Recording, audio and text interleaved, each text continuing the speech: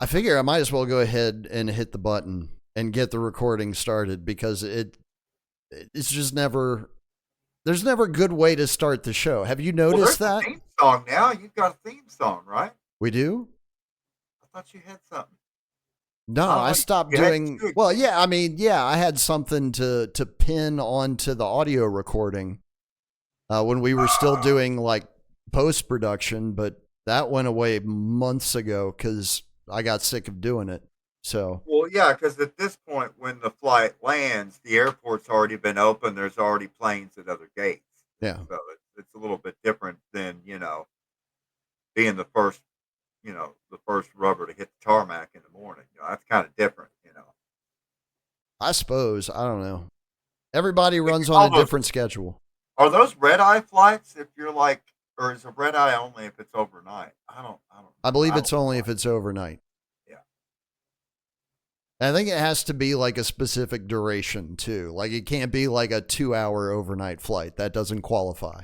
The same rules apply to DJ High Yona. That's why I'm on red eye flight every day, buddy. Got to keep the streak going, buddy. What is the streak at now, by the way? Do you even know? 'Cause obviously you ran out of fingers and toes long ago.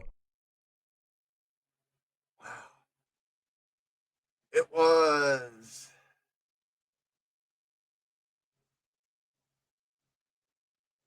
2010. I went 2 months without smoking. It was no big deal.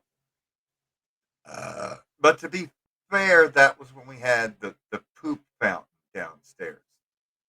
Because the toilet backed up, and then you would flush the toilet in the upstairs, and it would just come out of the toilet by the kitchen, which Ah, made the whole like. poop fountain. Remember that movie with Tom Hanks, The Money Pit? Oh yeah, yeah, yeah. It's a great '80s blockbuster comedy hit. That was my first experience with home ownership, attempted home ownership, and I mean I was Ah, literally a few payments away from the place being my own, and I'm out of this land contract. We're moving out of Huntington. That's it. I'm done. We're out. Oof, poop fountain. poop fountain. That's I how mean, we're literally starting this poop week. coming out of. I All mean, right. like the chocolate fountain at Golden Corral, except Right, it's the right, right. banks of the Except Ganges it's River. yeah, Shout out different to Gene. different kind of chocolate. I mean, dogs would have no problem. They'd be like, "What? It's fine. Just dust it off. It's fine." I have. It really, really takes something to garner my attention because I work so hard to focus on other things. That being said, um, as of all right, let me check here because I'm not really good on all these different time zones and stuff. So let's see. Well, that's why I peg everything to Eastern time zone, and just everybody else can figure it out. Because that's exactly what they do for all media programming anyway. It's either Eastern or Pacific, and if you're anywhere else, you're kind of screwed. You have to figure it out So for they are yourself. 3 plus, and EDT is 4 minutes, so 7 hours. So that means 6 a.m. plus 7 hours was 1 p.m. Okay, Correct. so at exactly 1 p.m. with no warning, the justice minister in the Netanyahu government was sworn into power with just 5 minutes notice, and all they were told was that Beebs, good old Benji Milikowski, had to go undergo just routine medical procedure for an undetermined amount of time. And it was so routine that they had to literally swear over the seat of power to someone else for an indefinite period of time. Right, but that's routine. Any time a head of state has to go in for invasive surgery. That's not Right. an uncommon practice. Right. But what was told to the justice minister and the rest of the cabinet, because there was no address or anything or any heads up or anything, and that it was just a regular medical checkup. and that's all you're going to be told. And as like you just said, there is a procedure when that happens, and it by in and of itself, if that procedure takes place, then it is not a routine checkup. There is Correct. invasive things Right, going on. because They're you just don't staying tight. have to go through all that process and ceremony for a routine checkup. Right. If you And the flip other your thing balls is, and cough, they're not right, going to do the whole hand swearing. And, yeah. Right. exactly, Yeah. Yeah. exactly. And the other thing, the other part of that is that the routine checkup is generally handled in situ. It's not something that they leave, the Right. body of government for. The doctor actually comes to them. And this just happens to coincide with the announcement by all parties that they've reached an end of the war and a complete ceasefire, and now no Well, I one thought the from at Netanyahu the thing was a government. couple weeks back. Well, I mean, this is as of 6 a.m. Tel Aviv time, 1 p.m. Eastern Standard Time. It's now 10 p.m. I just Hmm. checked Haaretz, which is the main uh, Oregon. media for, at least with Hebrew language that I go to, and Right. then It's a state Oregon. translate. And 9 hours later, and just like Jiminy Crickets. And so that's very, very, very, very uncharacteristic of this administration, all the way up until 9 hours ago. To just all of a sudden be completely tight-lipped. Nobody loves the limelight better. Nobody sends out press releases more constantly. And to have a 9 hour just crickets, and the justice minister and all the other ministers are kind of looking around with their dick in their hands, and like everyone's, yeah, it, I don't know, just find it interesting. Moving on. Meh. I honestly don't think it matters. Like My Israel sources tell Israel me is going that, to play its role regardless. Doesn't matter who's in charge. it is possible that he could have snuck into an Israeli submarine, and he could be on his way to Argentina. I mean, that there's a precedent for that. Well, yeah, there is. I mean, it's really wild. Like, Yeah, I watched a video in Argentinian Spanish, which is quite different from Mexican Spanish. I'll just say that. I would imagine. And I would love to make fun of the madrileños and the andaluceños, but we do that all the time. It's still funny. Um, Yeah. It's more I mean, funny when you're making fun of the French, but yes. but to be fair, that's the part of Spain that's kind of next to France, so it makes sense that they would speak the Right. gay Spanish Exactly. Exactly. with el cacao It does rub off. But yeah, several neighbors and groundskeeping staff and babysitters and stuff that helped Herr Hitler and his wife and the two kids at their estate. I'm just like, what? And then they show like pictures of them, and it's like, wait, what? Oh, and Klaus Barbie and Mangla, all these people are in Argentina and Yep. Brazil, and huh? Well, I guess that's why Mossad was all over the place assassinating people in South America. Huh. Well, that Uh, kind of fits. Then well, again, that they was just part kind of of it. assassinate people anywhere. But I guess that's why they're all these supposed Nazi war criminals that they assassinated. Just happened to they all lots of them in lovely South America. Hmm. Do you think Klaus had advanced knowledge that he was like his time in paradise was limited? Like, do you think he knew going into it that eventually he was going to have to put on this show where they came in and rendered him, or I'm sorry, renditioned him? Well, I would have to agree. I mean, I would kind of give deference to David Icke because he's the one that first put forth this notion that once you become a threat to the powers that be, you're either disappeared, given a new identity, or killed off, or just pilloried. Hmm. And so I would, seems like this is two of those. At first, he was whisked away and hidden away, and then he was made a public example and pilloried. Mm-hmm. I mean, we kind of did the same thing with Saddam Hussein. We've done the same thing with General Haftar, where we plucked them out of obscurity. We trained them, we armed them, just like paying for what was it? What was our fake president of Venezuela? Juan Guaido. Yeah, paying for him to go to Foggy Bottom. Yay, George Mason. And then after they finished their education on the Potomac, lo and behold, it's like Victoria Newland over the phone. Yachts is our guy. Guaido is our guy. Like, and so all of a sudden, then they're not. Here's looking at you, Zelensky.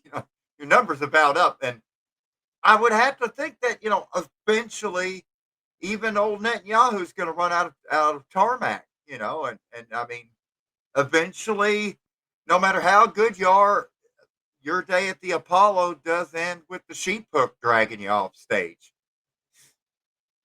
That's kind of how history goes. That's like the Pink Floyd song, the Fletcher Memorial Home for Tyrants and Kings. Right. Remember that one? The final cut? Yeah. I don't know. I would have to do more research into his actual lineage before I could make a final determination on his legacy. Because the problem is, like, it's all well and good to think that these people are gonna get what's coming to them eventually. Some of them do, but then there are also other ones that are seemingly untouchable by the law. Right. Bush family, I think, would be an absolute perfect example of that. For all of the shady shit that they've been into over the course of last 150 years. What's really interesting is the overlap between the Bush and Clinton family, because it's always pitched as some type of rivalry. It's for the dum-dums. When in fact, I mean, who was the most recent example? That TV judge from California, is it Joe Brown?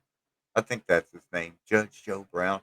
But he was he was channeling his inner Johnny Bedmore or something, and just started spitting off all this genealogy about how closely inbred and related Obama slash was it Frank Marshall Davis Jr. or something. Was it Frank? Yeah, that's his name.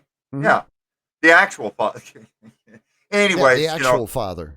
Right, and and then going through not Lolo, but through his mother too, and how they're all direct blood relatives, and it's all Again, I'm reminded most recently of the back and forth between Hitlery Cankles and Cheeto Dick, and of course, how many times has the Carnival Barker of New York changed party affiliation? I think he's been a Republican 4 times and a Democrat 5 times before he ran for president and won the 45th contest. I say won with generous use of air quotes.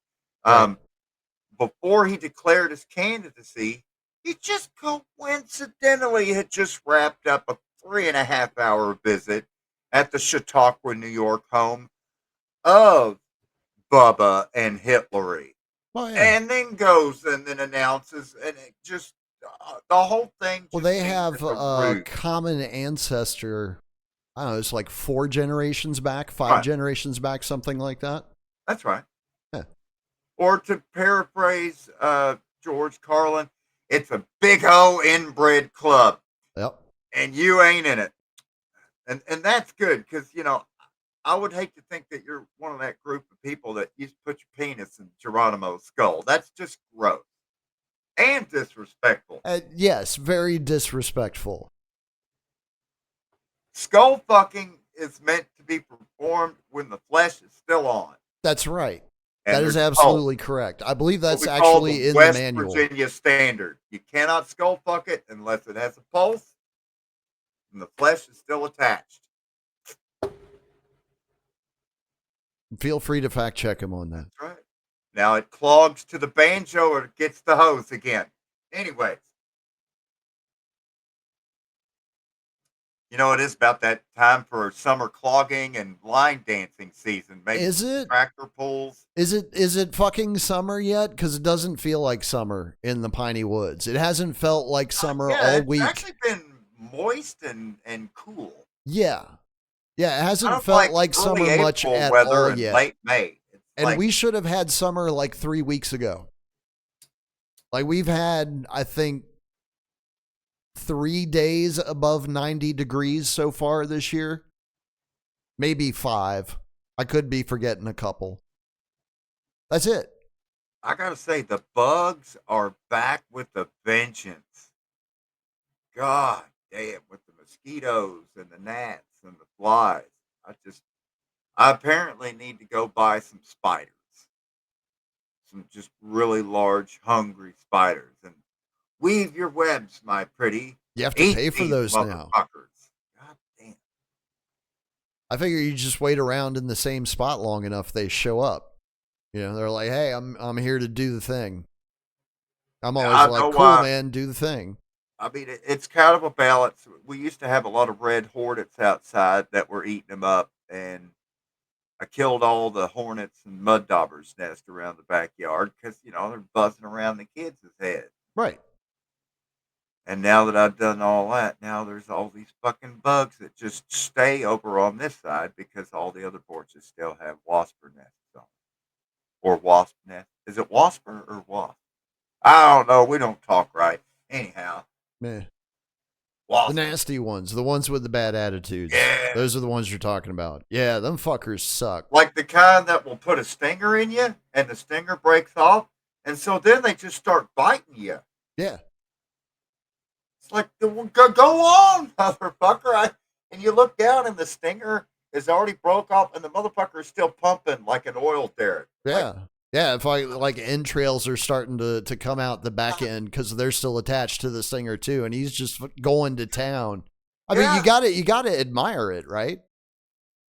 That's the ultimate kamikaze act right there. It's like I'm going down, but I'm taking this motherfucker with me, come hell or high water.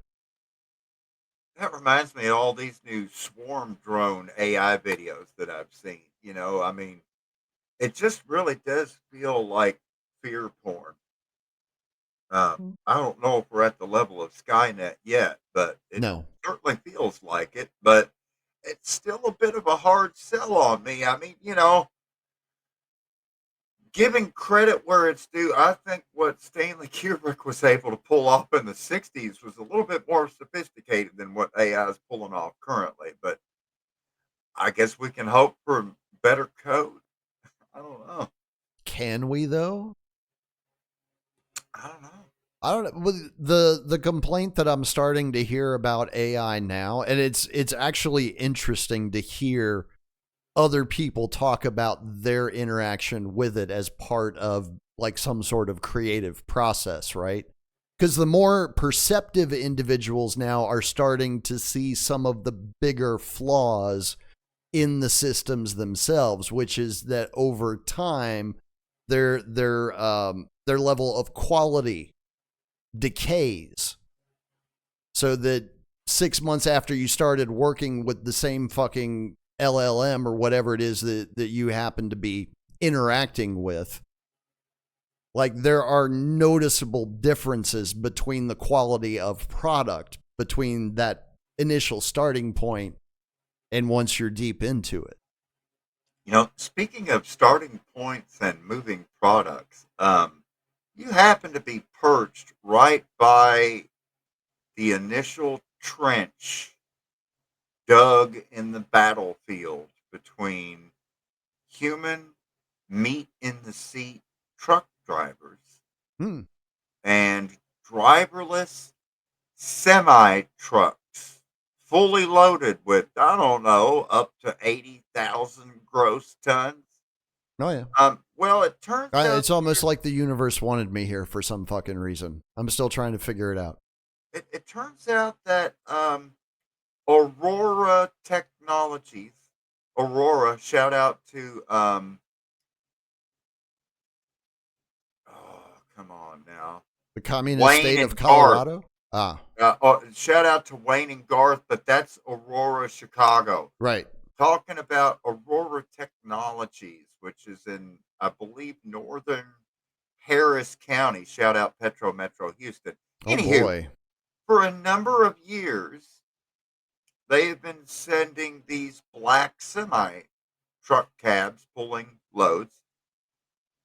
Huh. And I noticed when we were on Interstate 45, driving north up to Dallas, at one point there was a semi truck that never ever left the middle lane. And when we went past it, kind of looked like one of those Google cars that drives around with all the fucking cameras. Well, turns out, because I Huh. watched a video the other day and I'm like, holy fucking shit. It was That's one of those. those. Well, they finally got approval from Texas. Way to go, Austin. Shout out Travis County. They got approval in Texas to go ahead. They got the green light to go fully driverless. Because up until this point, for a few years, they've been test driving, sending the semis up and down Interstate 45 from Houston all the way into downtown Dallas to their other yard. And now they have semis driving themselves on Interstate 45, and they're testing it out to see, Here's that is way. it in fact safer? Because they promised that there will be 0 accidents and fatalities with their driverless semi trucks. Sure there will. 0. Because the margin of error is always 0 with human technology. You haven't heard about this? No, because it's not something that I would pay attention to normally. And the one person that I was relying on for trucking industry information turned out to have their head up their ass. So the largest single employment sector for American males 18 to 50 years old is driving. Wait a minute. Say that again. According to the U.S. Bureau of Labor and Statistics, if you want to believe their numbers, the leading employment sector for American males 18 to 50, I believe as of 2022, and it was the driving sector. And so that included like short haul, long haul truck drivers, taxi cab drivers, limo drivers. So people with regular license all the way to the different classifications of commercial driver's licenses. Oh, their website is fancy. Let me see. You're not seeing it yet, but you will in a second. You won't hear it though. Oh, I better go. Oh, did you find something about our friends at Aurora? Oh, I've got their website pulled up. Did I find something about them? Come on, you know better than to ask that question. Their website is slick. It's obviously professionally done. Now hauling customer loads in Texas. Yeehaw. So let me. Superhuman driving. Listen to this. They're promising superhuman driving capabilities. Right. Well, because it's better than German Panzer tank drivers that are hopped up on meth that have to stop every 3 or 4 days when they crash. In this case. Well, yeah, and the other benefit is they don't have to stop every 10 hours or 12 hours and take like a 10-hour break because the government fucking mandates it. They can just run those diesel engines nonstop. 24/7, buddy. What could go wrong? Cha-ching. So robots are going to replace all the truck drivers, and they're making and this is where they plan to demonstrate why we don't need truck drivers anymore. And that's one of the largest employment sectors for American males in the United States that's left. Well, but wait a minute. Without the truck drivers, who's going to support all the strippers? Yeah. Oh my God! I I'm don't just I don't think imagining all they these considered empty this truck very well. stops with lot Yeah. lizards. I mean, how are they going to fucking empty cab? Like it's not just one industry that you're affecting with this labor transfer. But I don't know if I'm really sold on this. I mean, I feel like sending driverless semi trucks into Tarrant and Dallas and Rockwall County. I mean, sending them into the Dallas metro area Nah, that'd be around fine. Dallas That'd be fine. drivers. Uh, I mean, they're talking about, sending loads up Central Expressway from the Woodall Rogers right there at the Mixmaster. And yeah, what could possibly go wrong here? They won't have any accidents in Dallas. Oh my God! If I got a bridge Careful, to don't sell hurt you, yourself. buddy.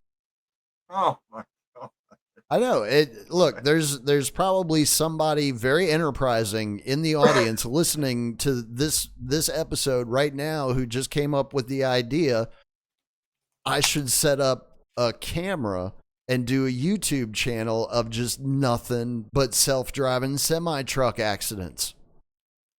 It'll Yeah. probably be end up as like one of the top watched channels within a couple of years. I bet you. Oh, I can tell you. All you got to do is look for semi truck accident on Interstate 45, Texas. You found it because they get on I-45 right above the 610, and they're running I-45 all the way to the Mixmaster, and then going wherever they got to go in Dallas. Now, right now, the test strip is a yard to a yard, but again, the problem is I don't care how good your software is. I don't care how good your cameras are. It's not, that's not the problem. The problem is the other motherfuckers are crazy. And they're driving 125 miles an hour and no blinker and just cutting across 4 fucking lanes. Do you have that in your software program, Aurora Technologies? Because Apparently they you do. get in Dallas, Texas metro area. I think that's and when the automatic driver just stops in the middle of the road, because I've seen that they do that before. Like when they Oh, get yeah? presented with a troublesome situation, they just like shut off. Oh, well, that's Which just is, gonna I mean, cause a pile up. it's what most American drivers do in the same situation as well. So, it's not really going to change the environment all that much. I will give credit where it's due. It requires a different skill set of driving when you get into the Dallas metro area.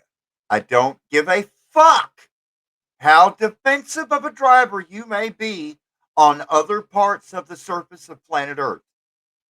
When you get into the Dallas metro area and your ramp Oh merges shit, onto they the just had their freeway, annual stockholders meeting last week. you have to be offensive. You have to punch it. You have to gun it to keep from getting fucking run over. And then everybody's bumper to bumper, 75, 80 miles an hour in the middle of the fucking city. Like, in the middle of the fucking town. I'm just like, and they're going to send driverless semis into this shit? You've got to be fucking nuts. That's the stupidest fucking idea I've heard of in my goddamn life. Anyway, They're going to do it though. they're already doing it. Well, yeah, there's actually a press release from Aurora dated May the 1st. Uh-huh. So back at the beginning of this month on that very subject, I was just about to pull it up. Oh, Right. Is it something that's going to play? It's going to play audio? No. All right. So it is actually just text. Yeah, Aurora Innovation has successfully launched its commercial self-driving trucking service in Texas. Yeehaw!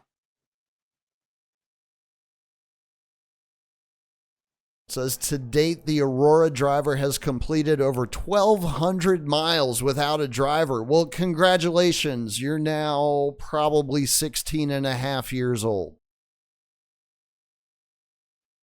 Anybody been on a road with one of them recently? they also have the deer in headlights phenomenon when presented with a situation that they've never experienced before. So yeah, I don't see that it's really going to change the dynamic on the road all that much. It just, again, makes me thankful that I decided to stop driving for the entire fucking decade. So less bullshit I have to deal with. I just can't even imagine. Like, the thought of a driverless semi truck trying to drive across West Virginia.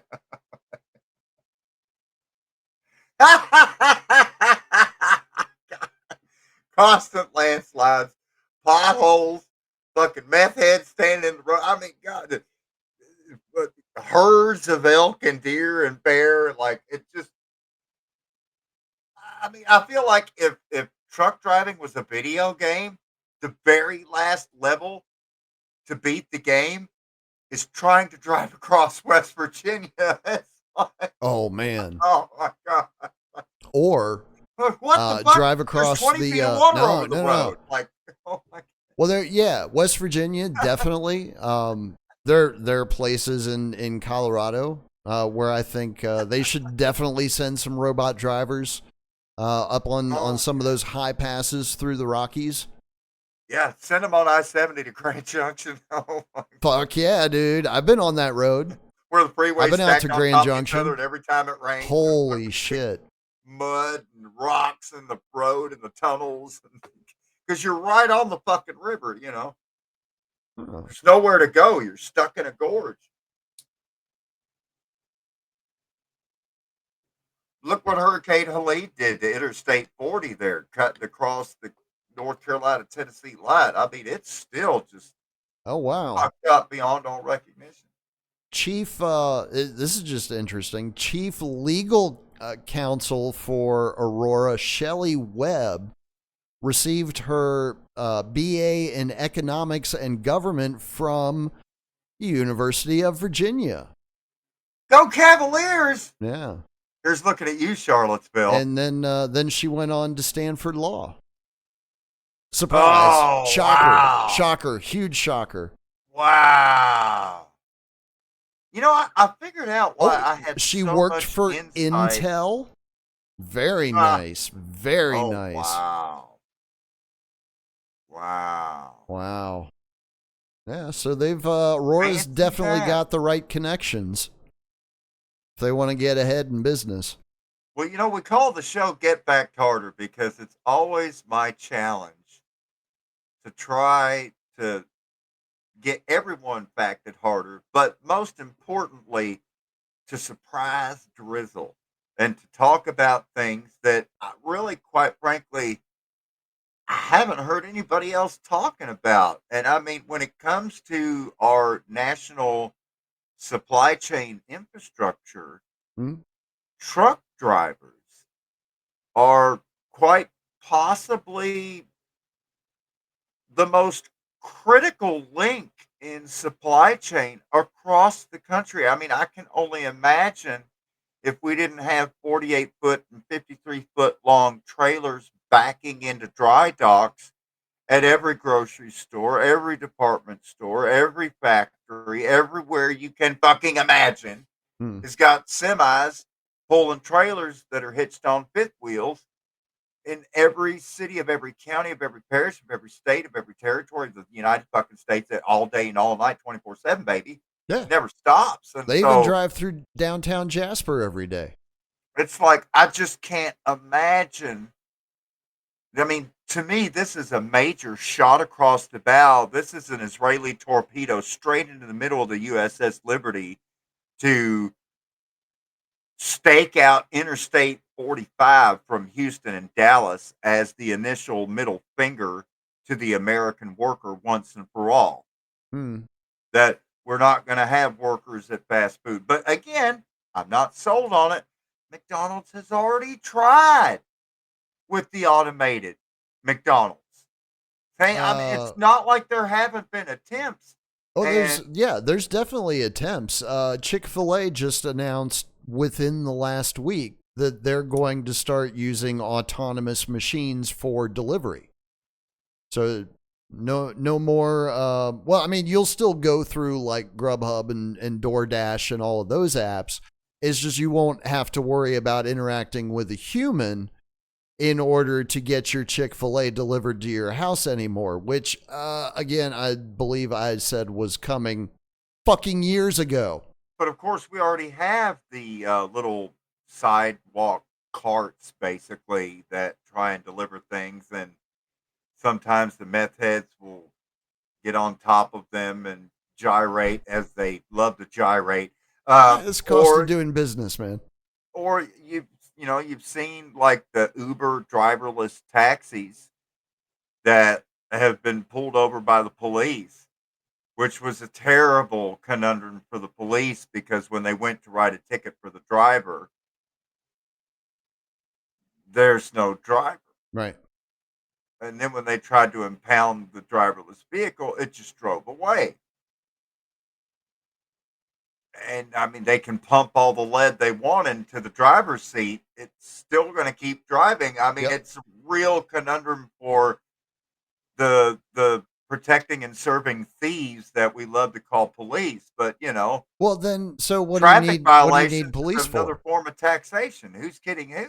Well, but that's the thing. If nobody has their own vehicle anymore, everybody's having to do like the rideshare thing, because one way or another, personal vehicle ownership has just gone away. Whatever the pressure was that made it happen, it happened. Oh, I do. What need do you what to do you holler a need? What do you question need a over there. traffic division for at that point? You What don't. was her name? Shelley Webb. Yeah, I need Yeah. you to holler a question to Shelley Webb, legal counsel for Aurora Technologies. Not if, when the superhuman self-driving semi-tractor trailer pulling 80,000 gross tons, when the driverless vehicle kills human beings on the highway, Which will who's happen. liable? It's Who do already you happened, charge- by the way. Who do you charge with manslaughter? I think I doubt Shelley is going to reach out to us and let us know, but I believe that case it's either already been adjudicated or it's in process, because there have already been several deaths from autonomous drivers. Because Uber driverless taxis, that's been a thing in the San Francisco Bay Area now for how many years? Several. I mean, it's 2025. They were talking about that shit during COVID. So I mean, we're talking in the grand scheme of things, semi trucks have been literally the very last thing to be fucked with when it comes to driverless vehicles in the grand scheme of things. And I think it might possibly have something to do with the fact that, I don't know, there's 80,000 gross tons flying down the road now. And so your software is not going to help it brake in a shorter distance. You still got the same brakes on the vehicle. You still got the same tires. You still got the same shitty roads with potholes in the middle of the fucking city. Oklahoma City. Losing my hubcap and denting my tire. In the middle of the fucking city, in the middle lane. Yeah, right? getting off the damn interstate. Yeah.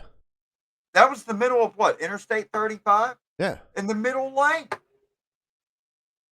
And they're worse on that road because it was all concrete. So it was a concrete pothole.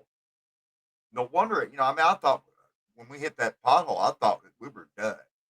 I couldn't believe it didn't actually just blow out the fucking tire altogether. We were lucky it just popped the hubcap. Yeah.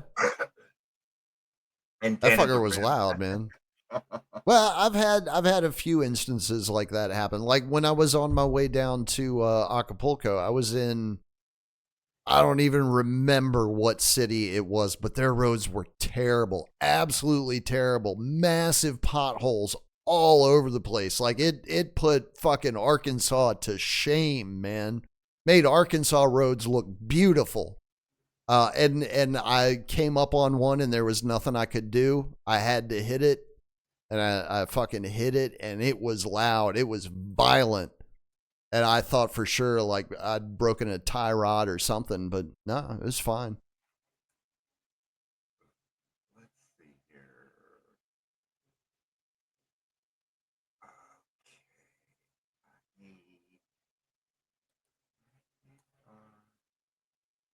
What are you looking for?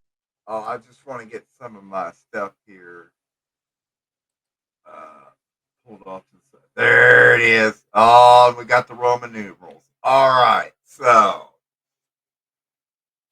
and I'm right on time. I wanted to hit this because I knew I'd take about 20 Oh minutes wow, on that. The we're chugging text right along tonight. bonus.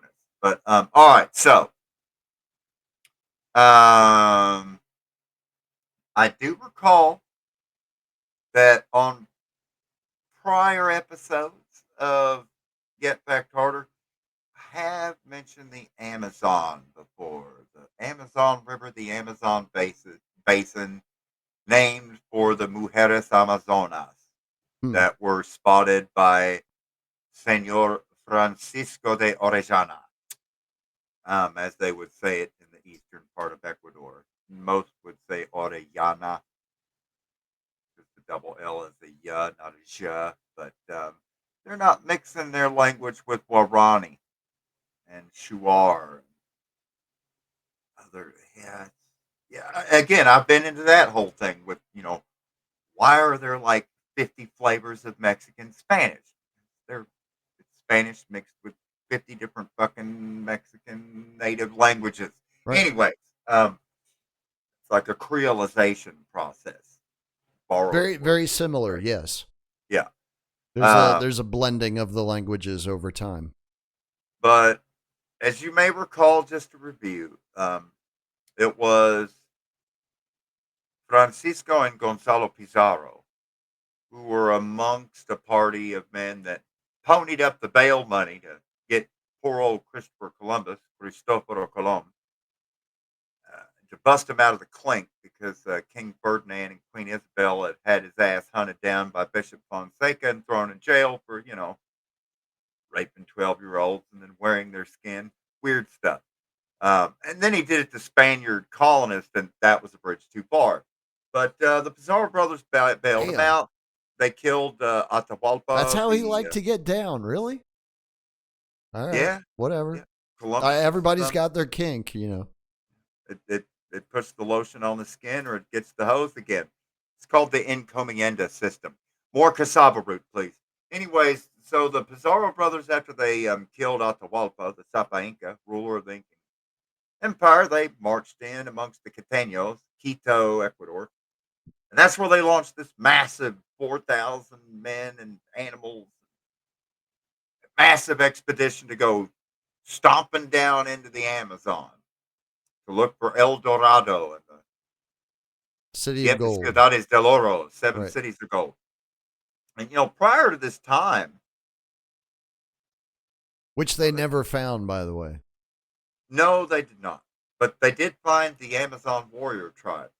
And, described in their travels down the Amazon with Oriana all the way to the mouth of the Amazon and then floating up toward the is it the Leeward Islands, the Lesser Antilles? I don't know. I think Caribbean so. islands. I think I so. I get think all it is those the Leeward terms. Islands. Uh, yeah. Anyways, and there was colonial settlement up there, and that's how they were able to get back to Spain. They did not float on their raft all the way to Spain. No, they just hugged the coastline until they hit what was it? The one next to Trinidad and Tobago. It doesn't matter. But after that time, of course, you had the line drawn across South America to separate the Portuguese from the Spanish by the Vatican. They had some settlements, did really well, like São Paulo and Rio de Janeiro or Rio de Janeiro, Sao Paulo, they like American. You know, uh, down in Argentina with Buenos Aires. Same with Montevideo across the bay there, and what's that one called? Uruguay. Mhm. But when it came to the Amazon, it was literally one of the very last places to be settled upon. I mentioned this earlier on a different show, the one with Gar Goldsmith, but about the fact that after the Civil War, there was several thousand Confederates that fled to the Amazon River to one of the largest cities on the Amazon at that time. I mean, pretty much talking about Manaus and Santarem, and they all went to Santarem. So we're talking 1865, 66, 1870s as they, moved down there. Um, and literally 30 years later, so now we're around 1902, we've got Henry Ford up in Dearborn, Michigan, making his Model T automobiles. Mhm. And he's a huge fan of the soybean, just nuts. Like all of the management meetings, he was making them eat. He was making them all eat soybean ice cream, soy burger, soy cheese, soy bread. Fucking weirdo. No wonder he's pals with Hitler. Anyways, and I don't he think that was why he was pals with Hitler, but yeah. that was just one of his weird peccadillos with the soybeans. Really weird. Like, uh, you know, he was the first soy boy champion, I guess. Well, yeah, that's accurate. Um, but anyways, of course, he owned the Detroit, Toledo, and Ironton Railroad, which you know had its terminus just a few miles from my apartment here because of all the pig iron down here that he sourced and owned directly, and then transported on his own railroad to his own steel shops to make his own car frames Hmm. to streamline even further his assembly line process that he was innovating at his car shops outside of Detroit, Michigan, Motor Right. City. Um, Which was eventually adopted by most industry right. as a Um, model. but in the beginning, Ford was the king of automobile production worldwide with the Model T. And one of his issues was with the galvanized rubber, which, thanks to Goodyear, who discovered, if you add sulfur to this tree latex, it turns into a durable, resilient rubber that lasts in hot and cold weather. Right. You can make stuff with it, which was a key to the industrialization globally. Well, when it came to sourcing the rubber, now we get back to the Amazon, you see. Hmm. 'Cause that's initially where they found these latex producing rubber trees.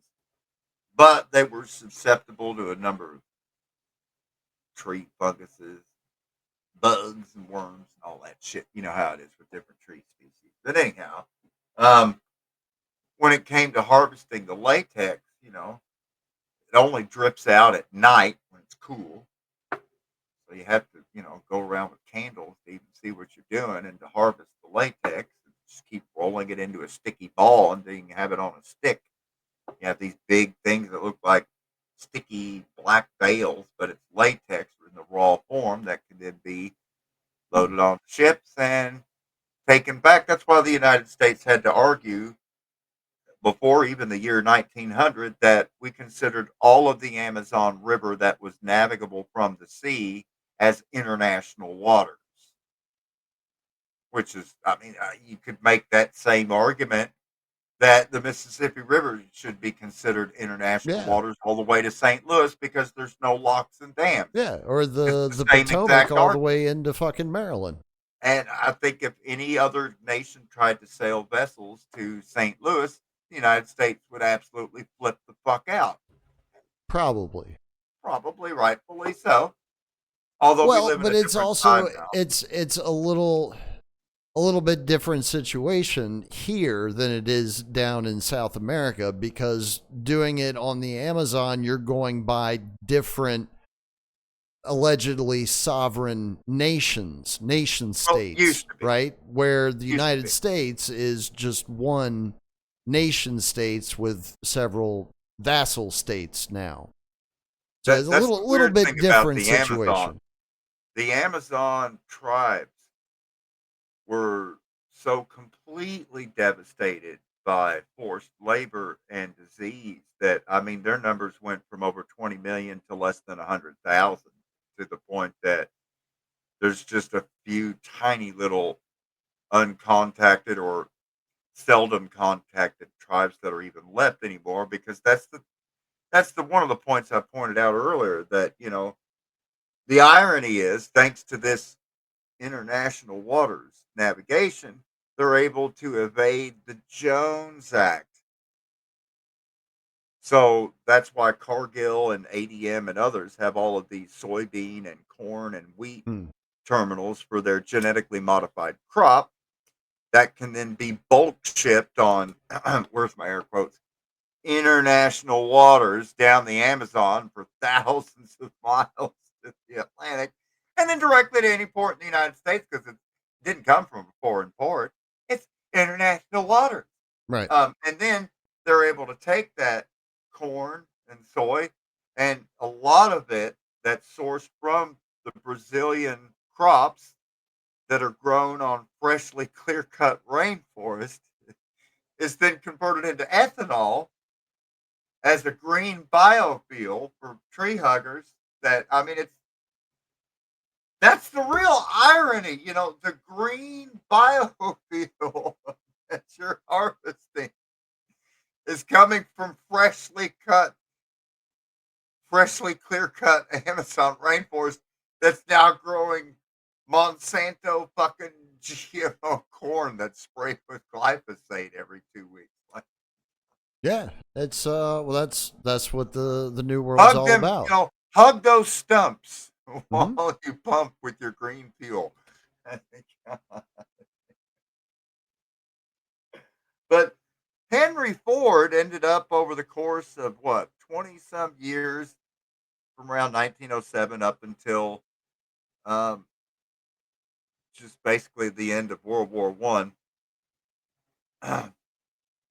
14 points, foreshadowing. Anyways, we talked about this before. It's all right. We do have a playbook. I do review with my offensive line whether we're going with a hard running game or a passing Hmm. game. It depends on the defense. I was Present. wondering why you were having so many kids. Now it makes sense. Right. You got to Different field roles a to team. play. Yeah. You got to build a team.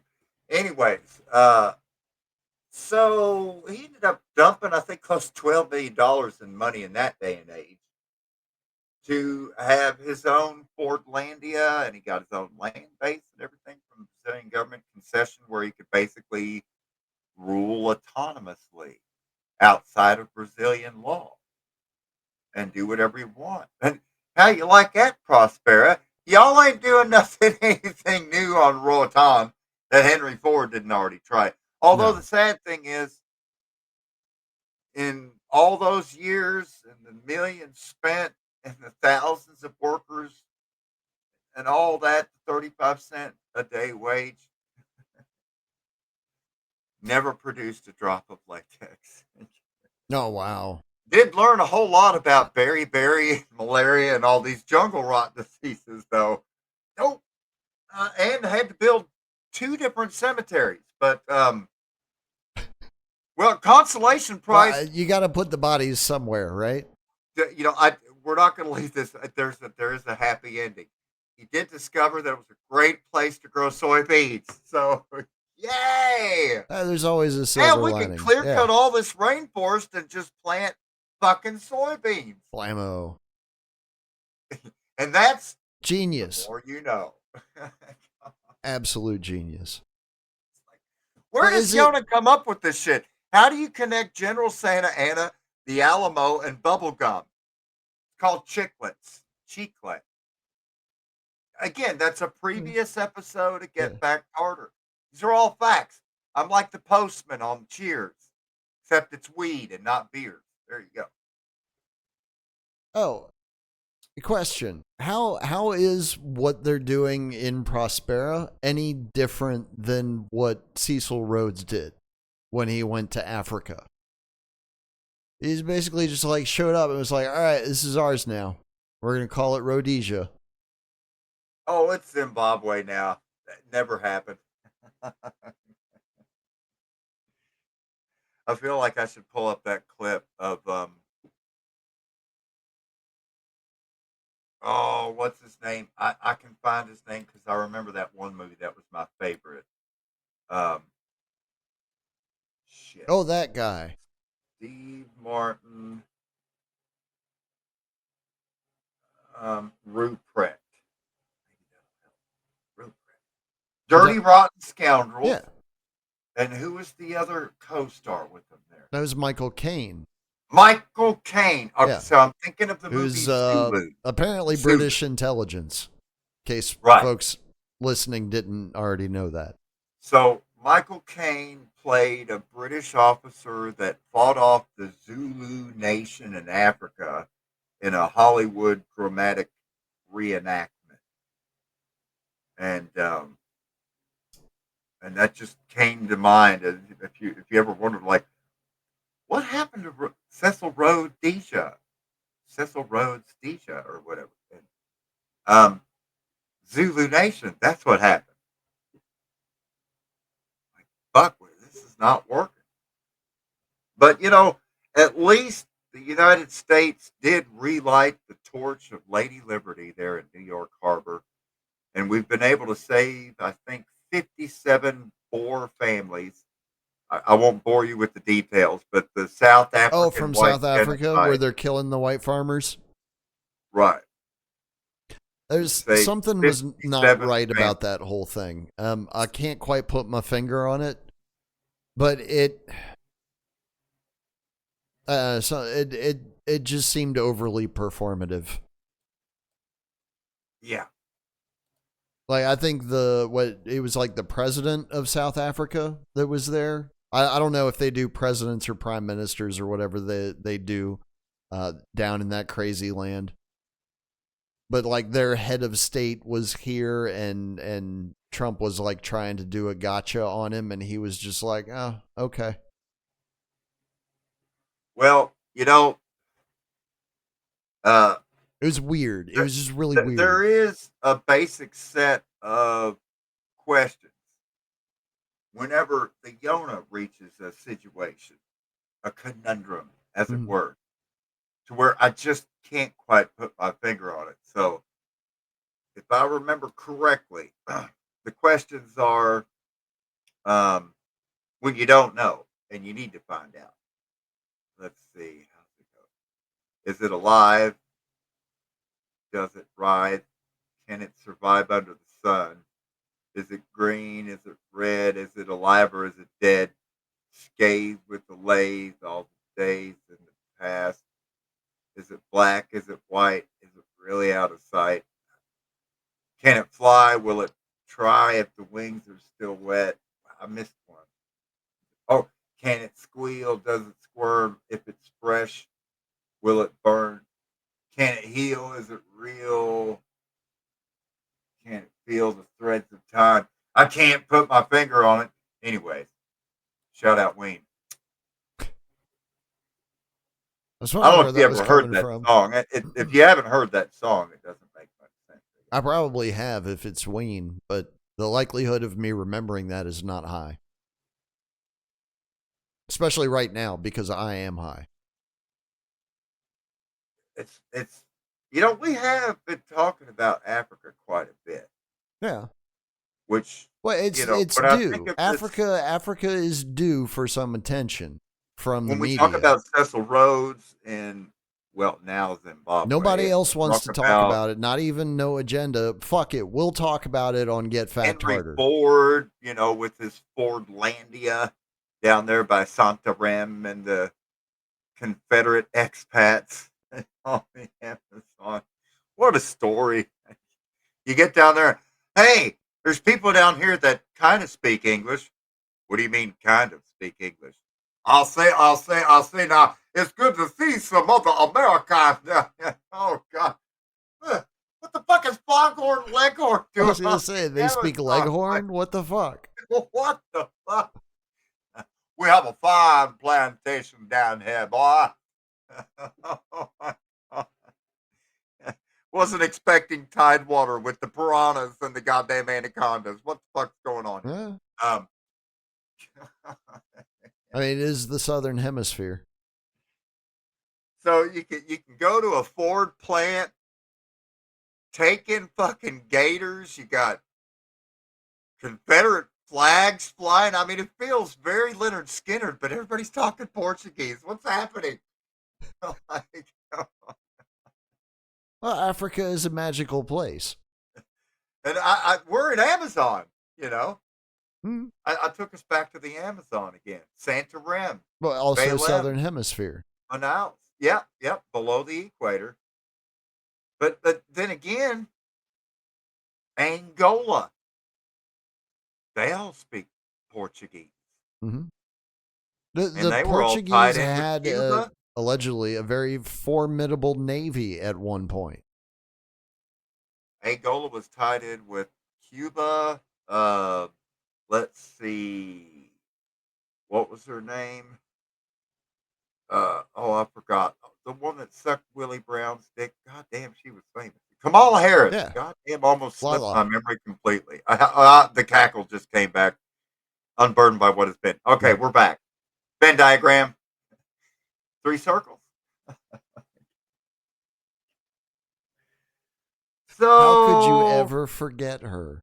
so her dad, Donald You know she's unemployed right Harris, now. and her mom, the brainiac from going to school in California, Yeah. they, along with Kamala, spent quite a bit of time in Angola. Really? Uh huh. You're talking about the country, not the The prison, right? country, Yeah. Angola, in like Africa, just north of South Africa, Right. the Boer ring, right? They're Boers, right? Yeah. I would go on about it, but I don't want to bore you with the details. It's not really much to say there. Basically, I can put it in a nutshell for you. All right, all these Boers came down from Holland and shit. Call it like just a big whole shipload of them. Call it the White Titanic. Struck at Hmm. Joburg and sank. End of story. There you go.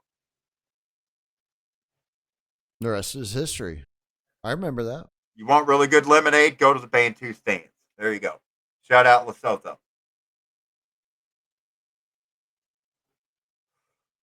So what So did that you leads have? us Yeah, to what did you have for the 11 second p.m. hour? Bam! Yeah, we just hit it. 14 points. Firing on all cylinders tonight, ladies and gentlemen. Yes. Time has come, motherfucker. Uh-oh. I've been waiting for this for a long time. I went in on George Washington. I went in on TJ. I think we Went were in a on bit Jackson. lenient on Jefferson, but that's all right. I mean, that's I mean, we it did takes talk about the sex dungeon, so I think that's so when probably it enough. comes to laying out Monticello Estate, it takes a little bit of architectural acumen to have the foresight to make a secret door and a stairwell down to a fuck chamber. I mean, Yeah. look, guy was ahead of his time and reaching girls before their time. Anyways, let's see here. I just Apparently, it want to is make a sure I get style this for correct. all times. Wow, we are jumping from POTUS 16 all the way up to POTUS XXVII. Thomas the Woodrow Wilson. Oh, goodness. That's right. Birth of a Nation. Ooh, that'd be a great movie to show. How long is that? I don't That's think the we have first time. movie shown at the White House by Woodrow Wilson. Birth of a Nation. Um, yeah, I mean, to be fair, they had really good minstrel shows at the White House back then too. Blackface wasn't considered a cultural taboo or a faux pas at that time. No, it You was know, a norm. very much the norm. Um, I mean, hell, that predates the Green Book. But anyways, the 14 points. I mean, there's a reason why all these things are memory hold. Like, Hmm. I mean, I made it all the way to senior year, May, like weeks before graduation, before the League of Nations was ever mentioned for the first time at school. Really? Yeah. That's interesting. At I must have had least I had a decent AP U.S. history history 4. teacher junior year. So I'm going to say that there are a lot of people that graduated from Bardstown High School that never covered the League of Nations. Huh. I mean, what do you need to know about it? We got the United Nations. It's even better and even more powerless. Shout out Israel. Anyways, um, I mean, there were two things that were laid squarely in the lap of the United Nations on that Rockefeller land on Manhattan Island at the mouth of the Hudson. Two things: Kashmir and Palestine. Kashmir is already fucked. They've already cut it into pieces. And pretty much nearly all of it is either now fully annexed by India or intermittently bombed. Um, I'm already upset. Palestine is intermittently bombed, although the intermittent periods between bombings are shorter and shorter. Right. But But what does that have to do with Woodrow Wilson, who I just learned for the first time, apparently in my entire life, that he was born just down the road from where I was in Stanton? that's right. Virginia, I'm home now to very upset seven and presidents. outraged. 7 presidents from Virginia. Correct me if I'm wrong. Virginia is I don't home to know. more I U.S. don't care. presidents than any other state, except for Tyrannus. That's a tyrant. Anyways, um, I feel, I guess I kind of walked myself into this. Perhaps there may be a large part of the audience that could not name the 14 points, and I can't blame you. Why? Why would you? I don't think they were even taught in my U.S. history class. But Come to I'm just think going of to it. run through these real quick. Maybe I should pull it up for those that want to read faster than I can read. Let's go to screen share. And I can see. So let's see if I can do that. Well, Holy cow! that gets me down to XII. That's close enough. We'll just scroll when we get to that point in the What is that? The audio Communist part. Manifesto? Oh no, this is American democracy from White Houses and stuff from a good old Staunton Virginian.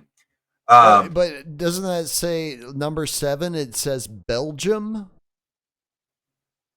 right. Remember what Washington said: no forward entanglements. Anyways, number one, open covenants of peace. Maybe I should do the preamble.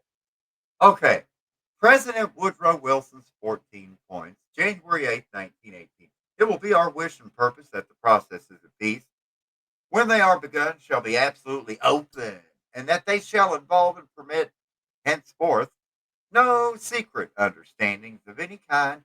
The day of conquest and aggrandizement is gone by, so is also the day of secret covenants entered into the interest of particular governments, and likely at some unlooked for moment to upset the peace of the world. Wilson's the guy that's going to keep us out of the war, that put us in the war, and Right. now he's got the plan for peace. Just to review. Okay, the day of it is, let's see, entered into the Before his interest wife of did a particular Nancy government at Reagan. some unlooked for moment to upset the peace of the world. It is this happy fact, now clear to the view of every public man, whose thoughts do not still linger in an age that is dead and gone, which makes it possible for every nation whose purposes are consistent with justice and the peace of the world to avow, nor at any other time, the objects it has in view.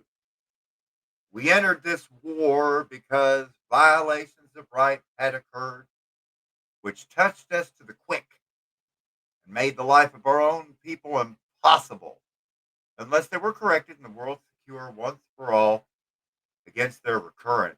What we demand in this war, therefore, is nothing peculiar to ourselves. It is that the world be made fit and safe to live in. We're I talking can about the see greater why good people here. called him a douchebag. And particularly that it be made safe for every peace loving nation. Which, please, Daddy, more safe space. Safe space me harder, Daddy. Mm. Like our own, wishes to live its own life, determine its own institutions, be assured of justice and fair dealing by the other peoples of the world as against force and selfish aggression, says the guy that sent troops to Haiti and stole the gold literally and carried it back to New York just a few months before writing this. But I digress. We're just going to forget about that literal, literal looting of the banks of Port-au-Prince. Um, yeah, fuck you, Haiti. Where was I? They were Oh. kind of asking for it, you know. I mean, when you won't pay the taxes that we demand, we'll just take everything. Um, Again, taxation is theft. Review, wash, rinse, repeat. The program of the world's peace, therefore, is our program. Pronouns are we and our. Mm. Um, that program, the only possible program, spelled like douchey British God. Who the fuck spells program with an He M was S E? an Anglophile.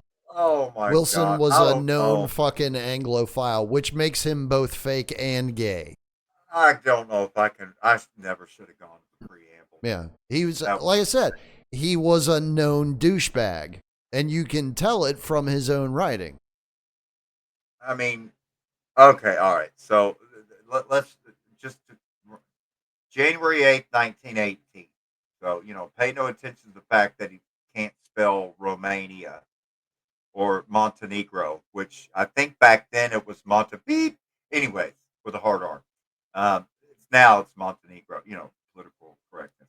Open covenants of peace, openly arrived at, after which there shall be no private international understandings of any kind, but diplomacy shall proceed always, frankly, and in the public. Yeah, how am I supposed to He read was this being with a straight serious, face? right? I'm missing half my teeth already. Okay, point number 2: absolute freedom of navigation upon the seas, outside territorial waters. Here's looking at you, Amazon River. I was just talking about this. Alike in peace and in war, except as the seas may be closed in whole or in part by international action for the enforcement of international covenants. Wait, what? So we're going to have open navigation of the seas until we decide with our homies that you not be passing through lest you pay me tax, matey.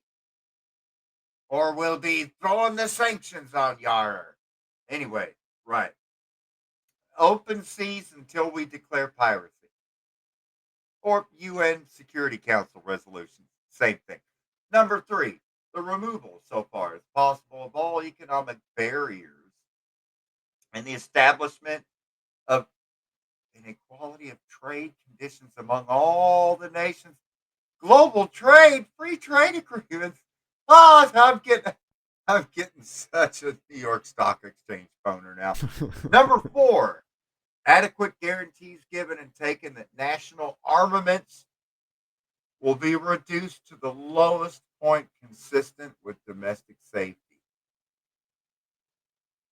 Wow, literally the complete opposite of everything he's saying is what they're doing at this point in time. It's weird. Mm-hmm. It's really That's weird. Like, that's how it's done. Jesus. No, that is exactly how it's done. I mean, this would be like if George W. Bush came out with a speech and said, "We are not, I'm coming out with a 7-point plan. We will not be invading Syria. We will not be invading Iraq. We will not be invading Afghanistan. Believe it or not, with We the will not technology be- that we have now, Yona, that may be a possibility very soon. That would be great. Very soon. W7 They'll point be like, no, plan. this is from 2003. This was immediately following the terrorist attacks. How far did I make it? I didn't. I thought there's no way I'm going to make it through all 14 points. This is just too much bullshit to bite. Okay. Have It we made also, it? in a way, it sounds a little bit like Joe Biden wrote it. Yeah. But like wrote it last week. But the Joe Biden with the nut chin where it doesn't Yeah, quite with the ball chin, not stretch. No, that's the tall one. I'm talking about Right. ball chin. Right. I think honestly, that's the crowd favorite Biden. It seems to be the consensus from everyone that I've talked to. That's the favorite. I mean, how could it not be, right? We made it up to subparagraph 5. A free, open-minded, and absolutely impartial adjustment of all colonial claims. Well, that's a contradiction before the first comma. I'm sorry, that's the third comma. Oh my God. More run-on sentence, please. Based upon a strict observance of the principle that in determining all such questions of sovereignty, the interest of the population. This is before they cut up Africa, dude. Yeah. Come on, man. Come on. Oh, now we're going to talk about Africa Russia? and the Middle East and now we're going to talk about Russia, Southeast Asia, and Trotsky and arming the White Army, and I can't. I can't. A readjustment of the frontiers of Italy should be effected along clearly recognizable lines of nationality. Tell that to Trieste, Lugano. Says the American president. Hey, Italy. Hey, Turkey. Hey, what up, Montenegro? That's what you need to do, buddy. Hey, Austria. Yeah, I got some. Hey, France. Belgium. Listen up, buddy.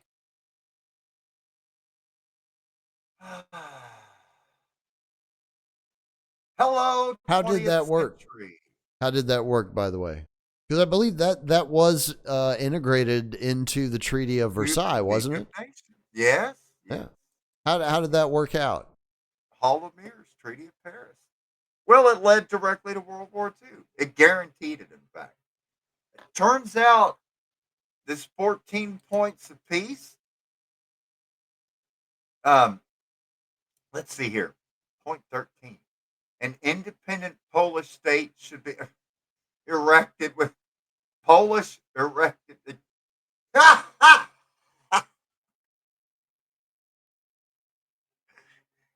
Well, I don't think there was a Polish state at that time, was there? No, because I mean they got the Polish state, and then Molotov and Ribbentrop met together, and you know what? Fuck these Poles. I'll take half. You get the other half. I'm gonna put my dick in the mouth. You get the ass. No.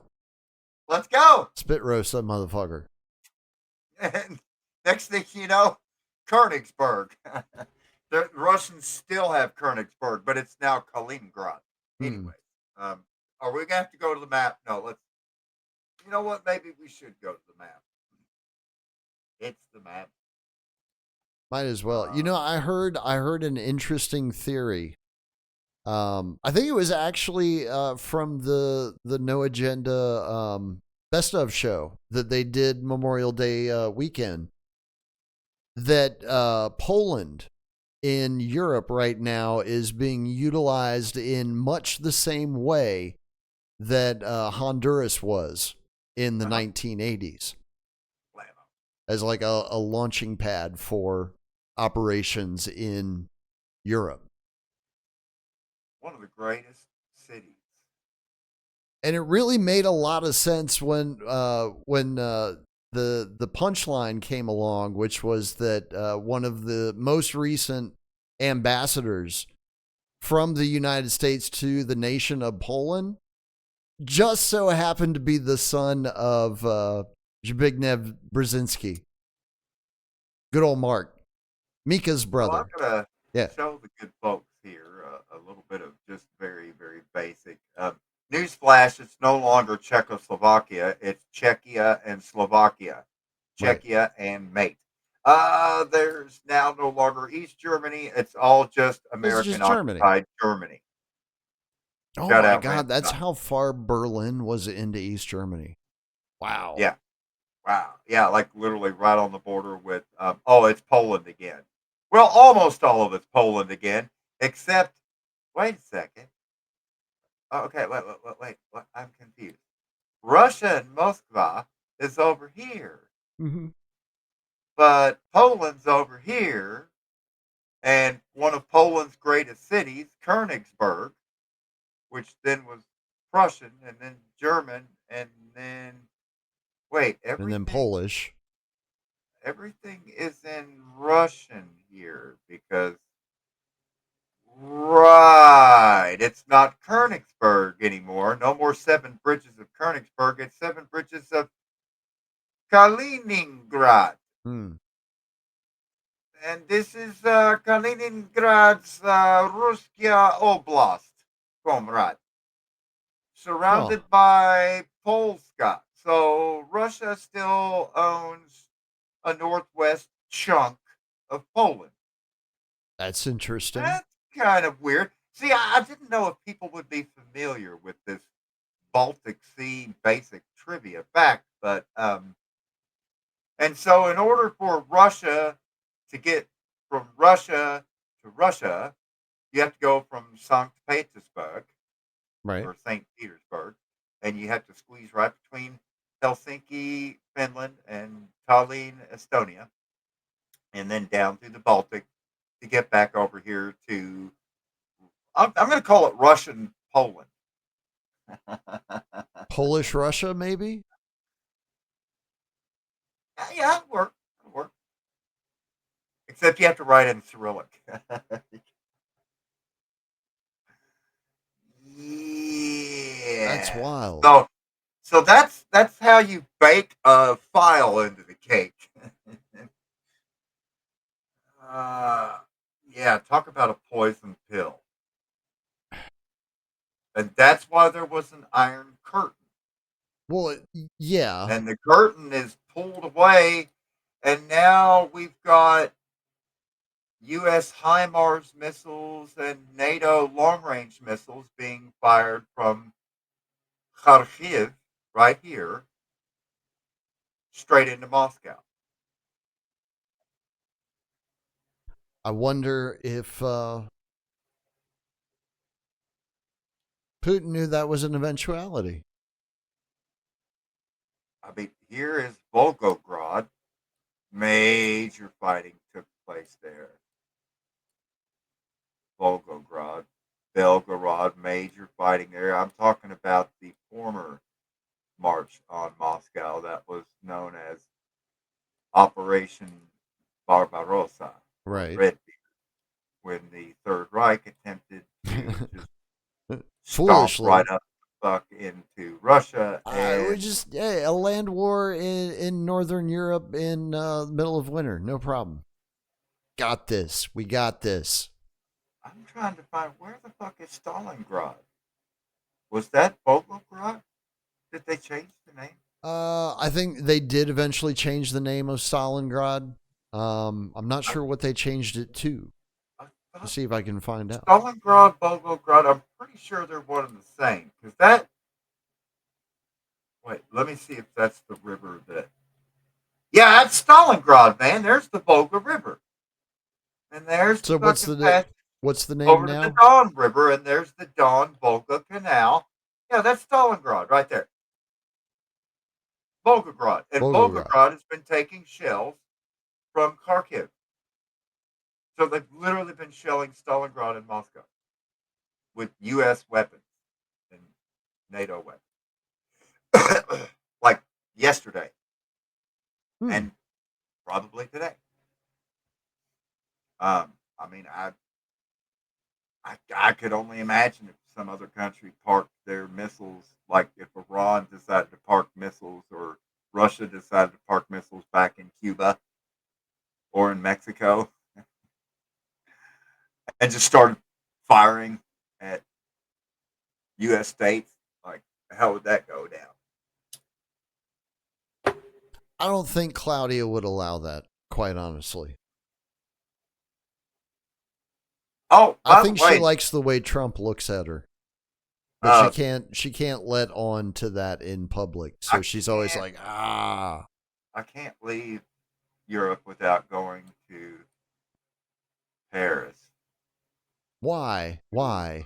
Versailles. Why would you? Because you should have seen the slap that Macron got from his mommy slash wife I did see the slap. I saw it over when and over and over again. he was about to get off the plane in Vietnam. There's been Yeah. such there have been such great highlights whenever national leaders go to visit the town that Ho built.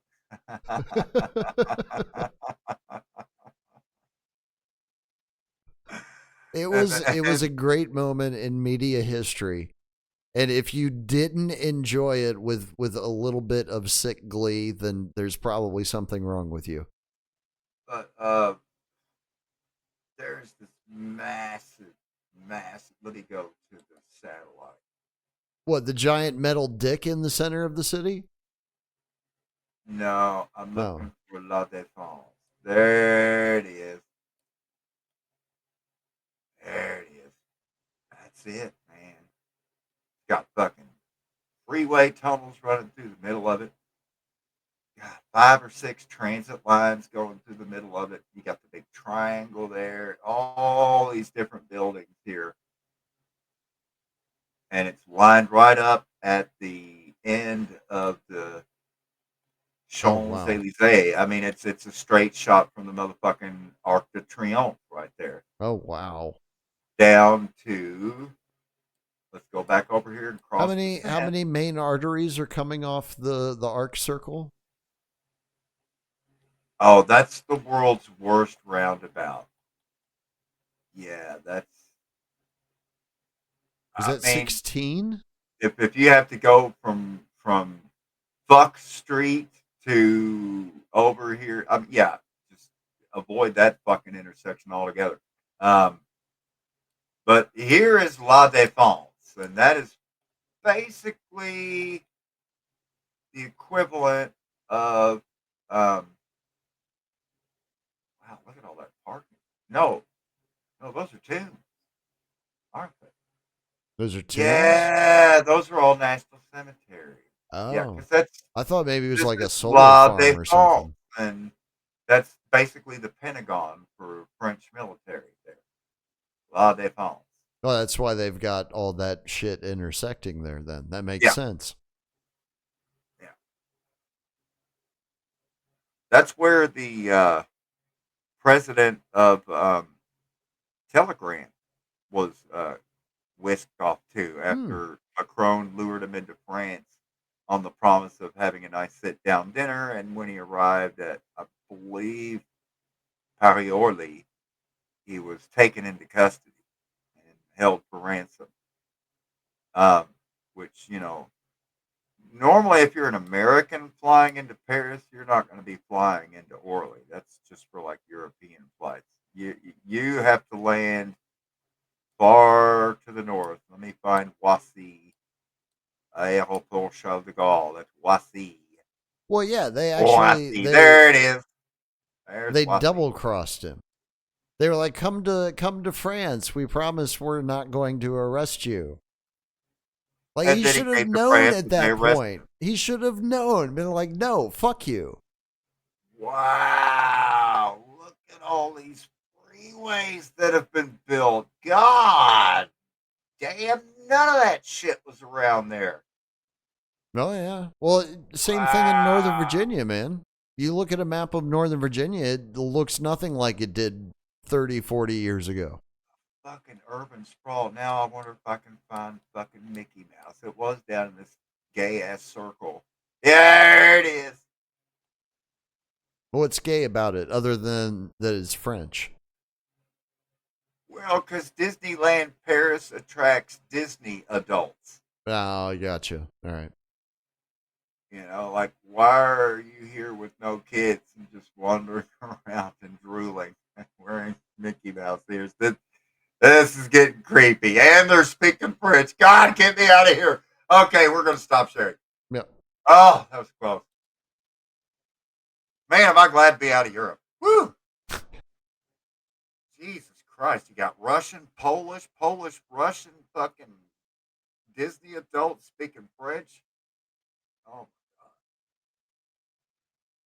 Do we ever finish with Wilson? we got to point 13, and I just couldn't stop laughing when he was talking about Polish sovereignty, and that's what led to the whole Kaliningrad thing. The one thing that I don't remember being taught in a history class about Woodrow Wilson, among the apparently the very few things that we were taught to begin with, I don't remember being taught that he had a stroke at the end of his second term and that essentially his second wife was running the administration because he was completely incapacitated. Right. And of course, he was such an intellectual heavyweight that all of these 14 points were his own ideas.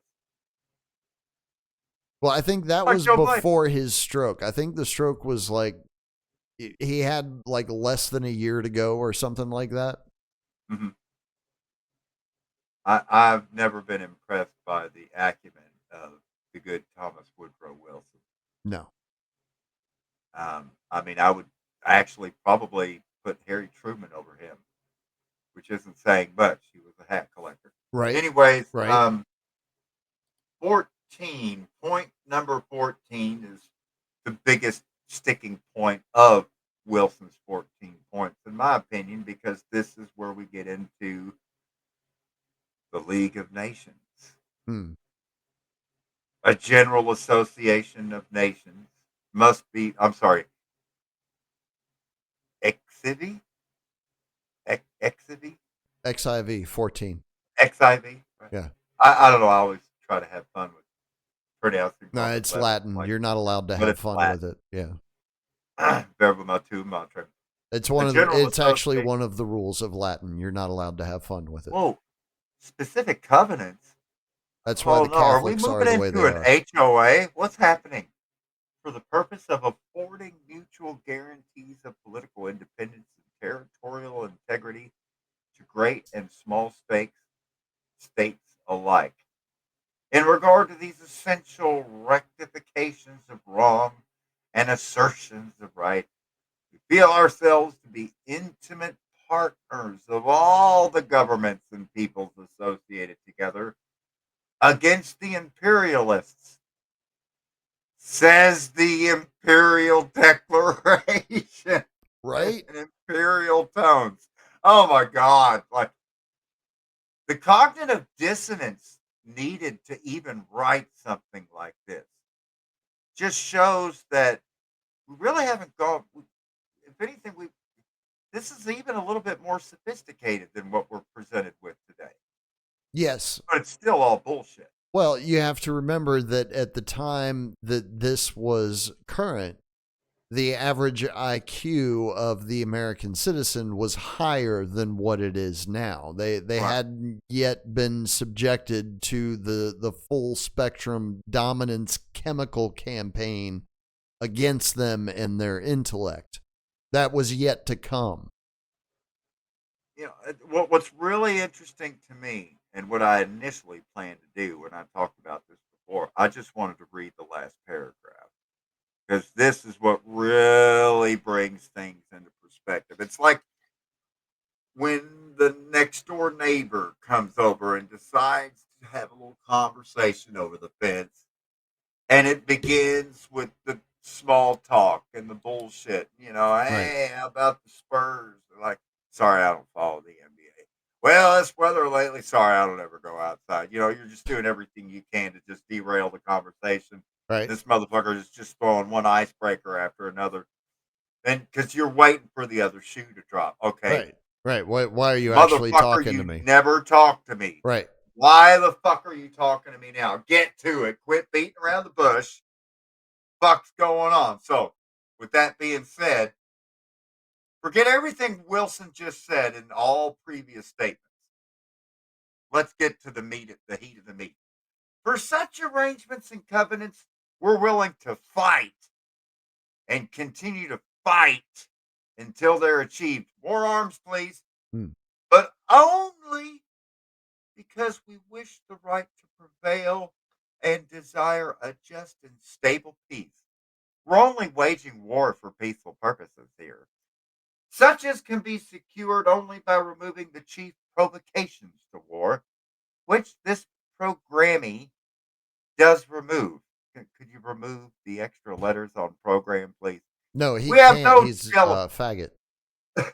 We have no jealousy of German greatness, and there is nothing in this program that impairs it. Wait. That's actually in there. We have no jealousy of German greatness. Yeah. And that's we're what's the website that we're pulling this from right now? Avalon.law.yale.edu, 20th century, Wilson's 14 points. This is a collection of all the 20th century documents. Absolutely beautiful. At the Lillian Goldman Law Library, 127 Wall Street, New Haven, Connecticut. Go Bulldogs! Anyways, let's see here. I would call that a piece of evidence of the mind fuck that was laid upon the German people in the 20th century. Bear in mind, But that's just I like to archive things so that I know exactly no what jealousy I'm of looking at. German greatness gave you Weimar! Yay! Hey, we're not jealous, bro. What's wrong with your Weimar Republic, huh? Anyway, we have no jealousy of German greatness. There's nothing in this program that impairs it. We grudge Germany. Well, they did use her, so I guess at that time Germany's preferred pronouns were she and her. We grudge Germany no achievement or distinction of learning or of Pacific enterprise. That would explain why Hitler took the whole fatherland approach. Yeah. Yeah. That because turns out the Third Reich was a German sex change gone wrong. Well, much like the Reich itself, you know. Trans fascism. Yeah. Oh my God. That explains the gay salute. Hey! Oh my God. Oh, Hitler! Hello! I think we might have just coined a new political term, Yona. We might have to apply to the patent office for that. Oh, Transfascism. I'm trying to get through Wilson's 14 points. This is the most difficult thing I've ever done in my life. It's okay. We grudge her no achievement or distinction of learning or of Pacific enterprise, such as have made her record very bright and very enviable. But we're not jealous, even though you're enviable. We do not wish to injure her or to block in any way her legitimate influence or power, Weimar Republic. We do not wish to fight her either with arms or with hostile arrangements of trade. If she is willing to associate herself with us and the other peace-loving nations of the world in covenants of justice and law and fair dealing, we're fighting against imperialists. And everyone lived As the happily Pax ever after. Americana. Right. I'm declaring my Pax Americana by saying we're totally not being imperial now. We wish her only to accept a place of equality among the peoples of the world, the new world in which we now live, instead of a place of mastery. Oh, so like a new world order type of thing. That's pretty cool. Shout out Novus Ordo Seclorum. It's almost like there's a historical link between Woodrow Wilson and Herbert Walker. Wow. Not Herbert Walker. I'm talking about the former president, George Herbert Walker Bush. I challenge anyone to ever find Germany referenced more times in one paragraph with the pronoun her. Anyways. But I mean, it's an interesting psychological gambit, certainly. If you want the person receiving the statement to feel like they're in an inferior position, This is the anti-imperialist manifesto of Woodrow Wilson, written at the time we are claiming international waters up and down the Amazon River, Mm-hmm. claiming islands far out into Oceania and the greater Pacific Ocean because of bird shit on it. Look up guano law. Um, I mean, we just fought the Spanish American War and established our first foreign military base beginning in the year 1898 at a little inlet off of East Cuba coastline called Guantanamo Bay. Yep.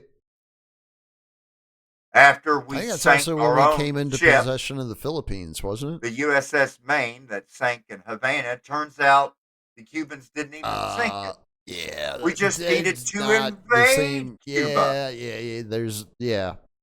So this is They just never 1918. got the correction issued on that one, Yona. Not even 20 years after we just bombed the fuck out of the Philippines and Cuba and elsewhere and increased U.S. claims to the far corners of the earth like had never been done before and was just in a colonial feeding Well, frenzy not at the since point Rome, at least. 1918 rolls around. So, Yeah. I mean, the cognitive dissonance needed to be able to write that with a straight face when we were literally sending Marines to rob Haiti blind. We've got death squads running Cuba and every other country, Monroe Doctrine, all the way to fucking Colombia.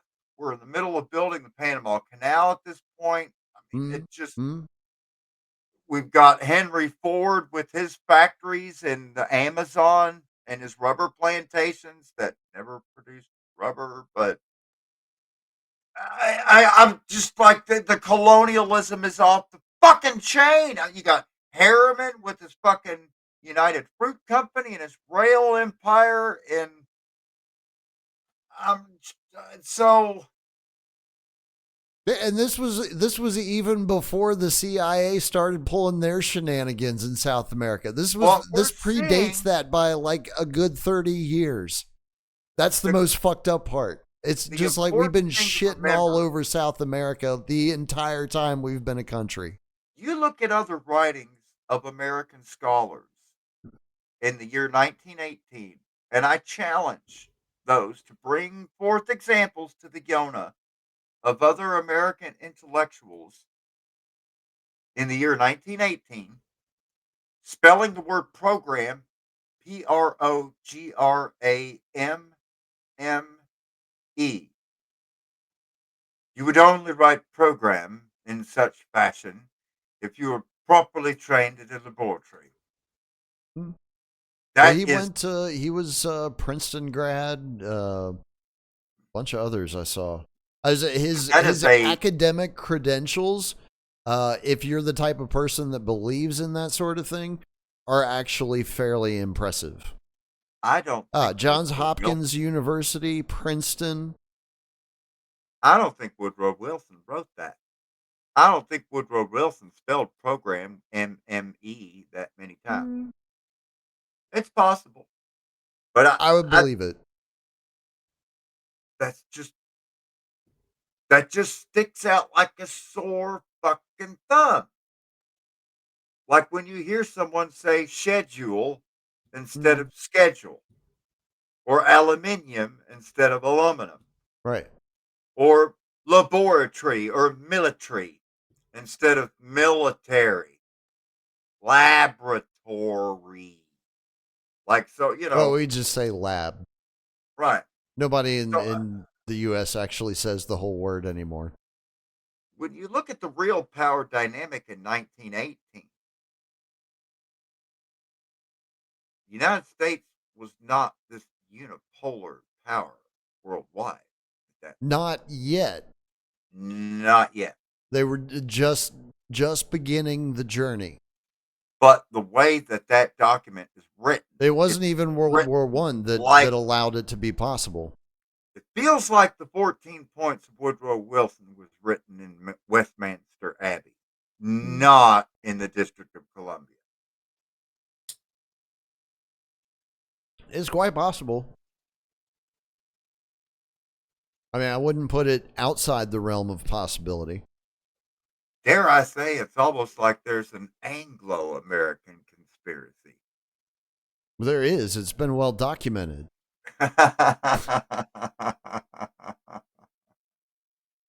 I mean, I believe Quigley even has choice words Yeah, about there's a whole Woodrow book on Wilson. it. Yeah, I haven't gotten around to that one yet. um, but yeah, there's so much to go after Wilson for. But to me, what is held up as his greatest accomplishment, to me, is the greatest indictment of how much of a nothing he is. Because this nothing that he speaks of in the 14 points has a fucking thing to do with American interest or American Mm-mm. sovereignty. What in the fuck is going on here? This is the supposed justification for why we had to enter the war. Because January 1918, this is before the Treaty of Paris. This is before the Right. end of hostilities. Right. This is a public relations manifesto crafted by the minds of Bernays and others to bullshit the whole world into why we're doing all of these chivalrous and meritorious acts to fight for humanity and And guess fight against what? bad imperialists, because we're Yeah. good people and we're totally not an empire. Am I Yeah, right? because the Yeah, good guy always wins in the end. And guess what? It totally fucking worked. It's the same thing that they did when they were having the power struggles previous. When it was always the Habsburgs fighting with the Turks and all the other bullshit that was going on in Europe. It just gets rebranded over time, but it's the same bullshit over and over again because it's the same people fighting each other over and over again. And everybody else is getting caught in the middle every single fucking time because, surprise, that's how it's designed.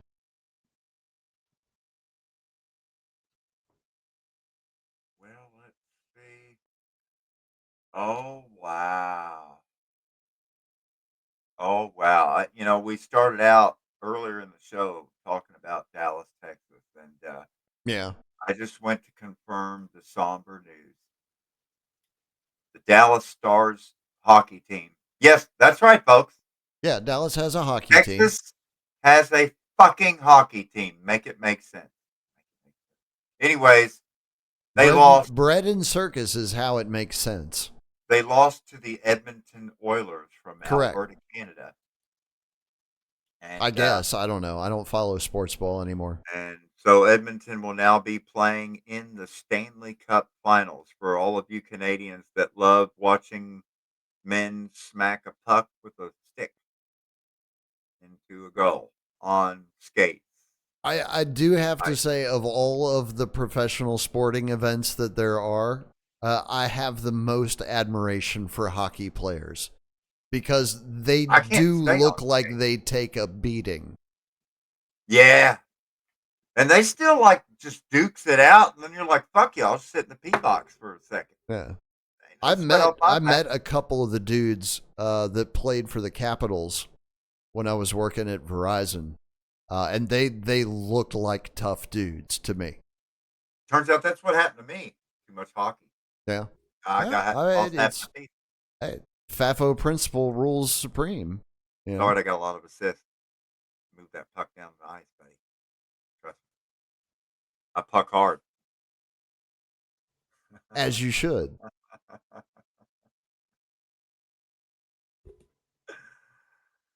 Well, if you had a NHL sports update on your Get Back Carter bingo card. Yeah, specifically on episode 72. You're just one step closer to that free manufacturing reality toaster that awaits. I heard somebody complaining, and I don't try to pay attention to who's saying what anymore because I don't think it actually makes a difference. But I heard somebody complaining that there's just nothing on broadcast anymore. It's all sports or reality television slop. That's it. Those are your choices now. And that kind of makes sense for where we are with American society and American culture if you're looking at the steady managed decline of the American, you know, livestock. Because it's sunset time for the American worker. It really is. It's the end of Well, the when they're road. coming after the truck drivers, Drizzle, There you that's go. a bridge too far. Bridge too far. I think it's again a sign of the times. The new way of things is going to be the new way of things, regardless of what the rabble have to say about it. I see a major flaw in all of this, and that is they expect these newer forms of technology to rely upon the same crumbling crap fucking infrastructure Mm-hmm. that the living humans have to deal with. Mm-hmm. They know that. And until you improve the infrastructure, They won't. just trying to get robots to deal with the potholes and the meth heads and the 125-mile-an-hour assholes with no blinkers. That's you. There's no code you can write for that. I'm sorry. It just there comes a point when this is just an absolute recipe for disaster. So I sadly await news of the realization that these driverless semi trucks are not superhuman, and they will in fact kill motorists just like other semi trucks kill Well, motorists every single fucking year because you're hauling so much weight with such large vehicles in traffic with tiny little vehicles. mm, And so big semis are incompatible with small vehicles when it comes to traffic accidents. I mean, pretty much semi wins, you lose. yeah, semi usually wins hands down. So there's just so much liability and other issues, and clearly Oh, this liability's seems like a fine. good Liability's investment. fine. It's Like again the cost they're of doing business. indemnified. It's going to be just like it is now when a company doesn't provide the level of service that they advertise. They're going to be like, well, what the fuck are you going to do about it I mean, anyway? it seems like a good idea. Like imagine if you could bore your own tunnel under parts of Las Vegas Hmm. and then have your own special taxis that only just drive your hyper tunnel. Now we're talking. Oh, that's a great idea. Oh, wait, they already tried it. How'd that turn out? I don't know. I haven't heard a damn thing about it for like 10 years. Um, I'm curious. Las I still Vegas. see references to the Boring Company. I was actually thinking about making a Boring Company reference tonight, and then I was like, be The too Vegas boring. Loop is a tunnel system beneath the Las Vegas Convention Center designed to provide fast and convenient transportation for convention attendees. It utilizes electric Tesla vehicles to shuttle passengers between stations. The Vegas Loop connects the LVCC West Hall with the existing campus, reducing travel time from 25 minutes to approximately 2 minutes. So basically, you have a Wow. driverless personal rapid transit system Mm-hmm. utilizing a dedicated grade separated track. But that's a new idea because you used a tunnel boring machine to make the track for the driverless vehicles. But that's again a personal rapid transit subway Right. system, It's a which completely separate circuit from the same we roads that the have public examples of uses. that all over planet Earth already, and they Right. were all successful, and this one is apparently still functioning. Oh, the Vegas Loop can transport a significant number of passengers with a peak capacity of over 4,400 per hour. Yawn. That's that's. I doubt they've ever even reached 3,000. That's not accurate. And of course, if you're talking about moving actual Mm. great numbers of people, that's I can't remember where the convention laugh, center is in Vegas, like what that's it's near. laughable. And so, how long is it? Oh my God! It's only like Yeah, it can't be that long. it's not Vegas even that isn't long that of a big. track. Yeah. Oh my God! It was just a fucking investment hustle. There it is. There is the Vegas Loop. Okay, so there are a couple of spurs here. I'm looking at it. Oh, the Boring Company. Mhm. Yeah. Huh, it worked. I'm already bored. All right, let's see. Um, Oh, that's right. It's again, over the by the jokes write airport. themselves. I, I don't even have to put any effort anymore.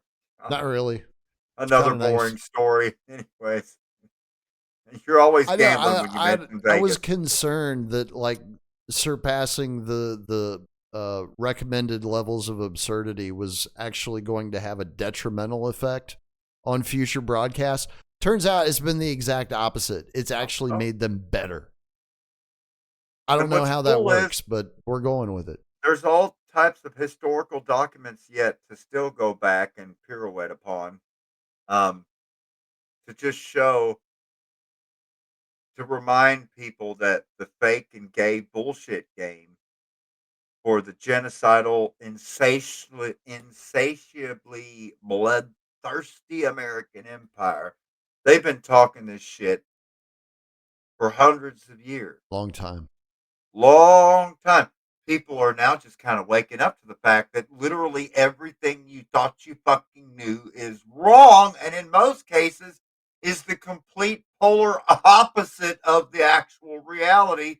You've been rooting for the bosses that beat your grandparents and great grandparents into submission. You're cheering for the hand that has smacked and slapped and pulled triggers and dropped bombs and lit fires and just laid waste to workers. You're cheering for the baddies because they wrote the book and they've Mhm. sold you this whole shit stew of a fake American exceptionalism that's never existed for the majority of working slaves in this country. And the biggest black pill I intend to just scream about for the next several weeks, all through Juneteenth, is the fact that stop calling it the Civil War. Every other language on earth calls it the War of Secession. Hmm. It was a war between the states, maybe a war of northern aggression. By no means it is a civil war. Absolutely no other language and no other country on earth calls it the American Civil War. Period. So I'm no longer going to refer to it ever again as the American Civil War. That is part of the fantasy. That's part of the mythology of the whole thing that Lincoln fought the Civil War to free slaves. That's why we have the 13th Amendment, which I respond to. Read the 13th Amendment. If it was fought to It end basically slavery, the codifies 13th slavery, is what it it does. codified slavery and made it legal forever. Yep. If the war was fought to end slavery, it would read, and I quote, indentured servitude and slavery is hereby prohibited in the United States of America, period. Not as it currently reads. Right. Indentured servitude and slavery is hereby prohibited, comma, except in cases of, except as a punishment for a crime in which you've been duly Yeah. convicted. That we The just only made thing up that, and you're yeah, guilty. So you're not a slave, you're a prisoner in slave it's the labor. same thing. It's the Same exact same fucking, thing. it's Basically, what codified happened is it was made illegal for the individual to own slaves, but it was made 100% legal for the for state to the, own yeah, slaves. for the bodiless state to own And all the then, slaves. best of all, We call that a monopoly, ladies and the gentlemen. states, like take Louisiana, for example, they were then able to take their prison slave labor and let different plantations borrow their slave labor, Hmm. but they're enslaved by the state. They're doing state time, but they're allowed to do work release, picking cotton at the same goddamn plantation they were just liberated from. I wish I could make this shit up, dude. I mean, it's historical record. Like, so the next president we're going after is Johnson. No, not that perverted Texas Johnson. Slow Oh, down. LBJ. That's too Slow easy. That's down. low hanging No, no, no, fruit, no, no, no, man. no, no. We've got to go back to the Reconstruction. People don't understand what happened with the Posse Comitatus Act and Rutherford B. Hayes and all of, I mean, you thought the fuck shit with hanging chads and Hmm. Gore v. Bush and all that shit in Broward County, Florida was wild. You thought all of the election fuckery that's happened since 2000, you thought that was something? Dare Hey, I say, it nothing, doesn't even man. hold a candle to the 1876 so-called election. And that's back when senators weren't even elected. I mean, Right. that, yeah, over time, I will give credit. The government has made improvements in trying to improve its bullshit game and to make it appear more real. It's like, we need to actually put glass in all the wooden windows on the second and third floor, Minister Potemkin. Catherine the Great's catching on here. We need better Potemkin storefronts to disguise our remote control fascism as Hmm. it's a representative democracy, shining city on a hill. You guys, we're totally not an empire. Now listen here, Romania, Montenegro, Poland, and Germany. Her.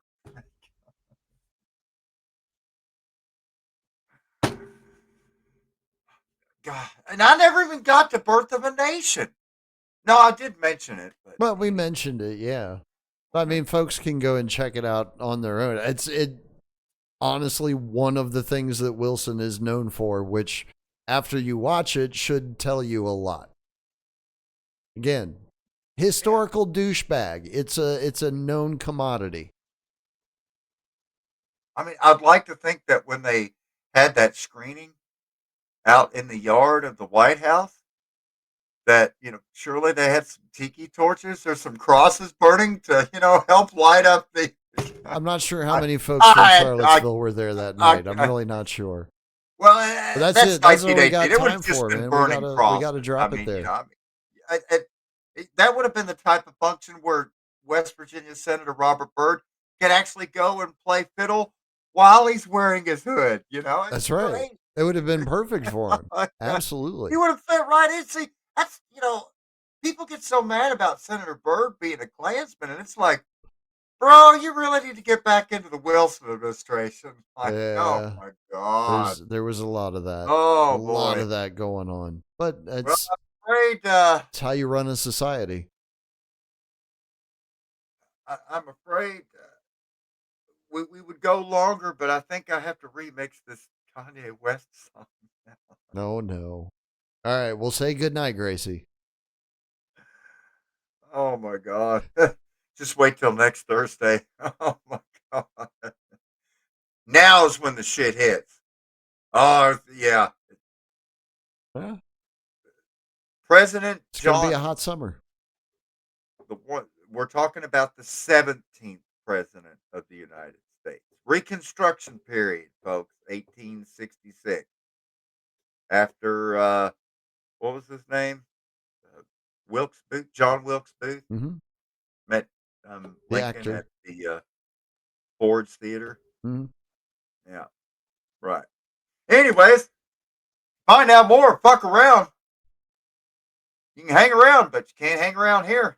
Time to loiter outside. Stock 60. We're still getting to go. See it. That's right. Got to find somewhere else to be. We're not back on the air until next Tuesday. So I guess we will see you next Tuesday. Good night, everybody.